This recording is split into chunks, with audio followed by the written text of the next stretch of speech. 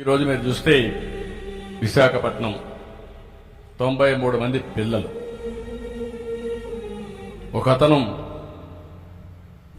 Church పేరుతో వాళ్ళు ఇచ్చేసి దగ్గర ఆర్ఫన్స్ ని, పేదవాళ్ళని ఒక 93 మంది చేర్పించారు.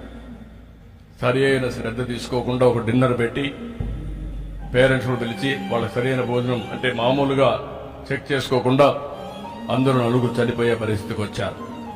చాలా బాధేస్తుంది. నేను ఒకటే చెప్తున్నా, ఎవరైనా సరే ఒక మంచి కార్యక్రమం చేయాలన్నా బాధ్యత తీసుకునే బాధ్యత మీ మీద ఉంది. అందుకే నేను చెప్పాను, ఇమ్మీడియట్ గా హాస్టల్ని క్లోజ్ చేసి, ఆ స్కూల్ని క్లోజ్ చేసి, ఆ పిల్లల్ని వేరే స్కూల్లో చేర్పించి ప్రభుత్వమే చదివించే బాధ్యత తీసుకుంటామని మీ అందరికీ హామీ ఇస్తున్నా, రాష్ట్ర ప్రజానికానికి హామీ ఇస్తున్నా. చనిపోయిన పిల్లలకు ఒక్కొక్కరికి 10 లక్షల రూపాయలు ఆర్థిక సహాయం చేస్తున్నానని చెప్పి కూడా నేను మీకు తెలియజేస్తున్నాను.